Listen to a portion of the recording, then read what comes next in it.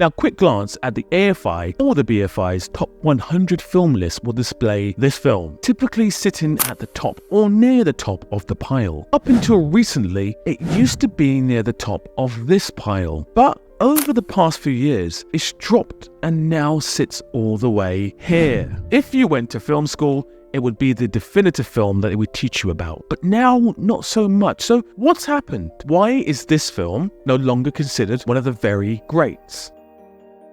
Now you have to remember, this film came out over 80 years ago. So that's nearly a whole century. Film has moved on. CGI, bigger budgets, different storylines. So there we are. We found the solution. Video essay over.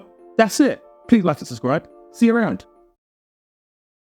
Well, no. You see, it's a little more complex than that. When Citizen Kane first came out, it had an impact akin to A New Hope's entrance into cinema. It completely changed filmmaking. You see, prior to Citizen Kane coming out, things like this, and this, and this were rare or just never done. It revolutionized filmmaking, and it was done by a cocky 25-year-old theater actor who simply didn't know that he couldn't do those things. So he asked for them in his own kind of way. You made Citizen Kane, and they said, you can't do these things. You can't have the background in focus or whatever it was, or you can't shoot a scene that way, Mr. Wells, or young Mr. Wells, or Orson, or whatever they called you then. And you knew that you could. And how did you know this?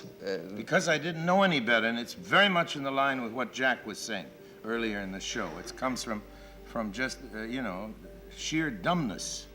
You're sure it's got to be you're good and you're great. It's ignorance. There's no authority in the world like it.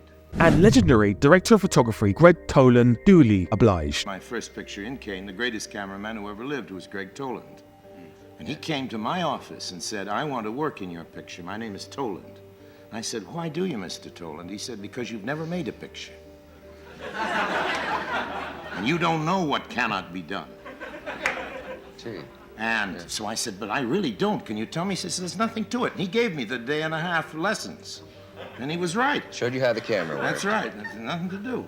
And so we had the day-and-a-half, and there it was. What he actually did at the time was go against all the rules of filmmaking. It could be said it was bad filmmaking. And if every single little trick he pulled out of the bag didn't serve the story, it would have been bad filmmaking. But in Kane's case, it was the exact opposite. This excellent scene at the dinner table that visually shows the passing of time in a marriage is undoubtedly one of the greatest sequences in cinema history. And in 2 minutes, it says more about marriage than the whole of well-married story. So I've told you why the film is important, yet the question still remains. Why is it no longer considered to be one of the best films ever by the general public? Well, I would say the following reason. Did you ever not want to do something, but you had this overbearing parent who kept forcing you to do it until eventually you hated that thing? Citizen Kane is that thing. Like I said before, for nearly 80 years, every film school would teach this film to its students, to a point where they would hate it, and eventually they would stay away from it as much as possible, and then word of mouth kicks in, and eventually no one talks about the film anymore. Films and filmmakers who were inspired by it made this film the talk of film schools, and before you know it, the techniques used in this film have been advanced, duplicated, or copied so much that they became just commonplace. And then there's directors like Kubrick, Nolan, Spielberg, Altman, Paul Thomas Anderson, Tarantino, and Lee, who are now more spoken of and more revered. There's got to be something more than that technically. I mean, how did you know that? You know technically that the whole bag of movies can be learned in about a day and a half.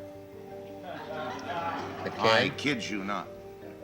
So let's go back to IMDb again. In the top 20, there are only 2 films that are less than 40 years old. Time has moved on, and it seems like time has been cruel to a film that was once considered far and away the best film ever made. Now, doesn't that worry you? 100 years from now, your favorite current film or filmmaker will simply just be a footnote, sitting at 102 on the best films of all times list. It reminds you of how insignificant we all are in the wider scheme of things. I've never seen a picture of mine after I finished it.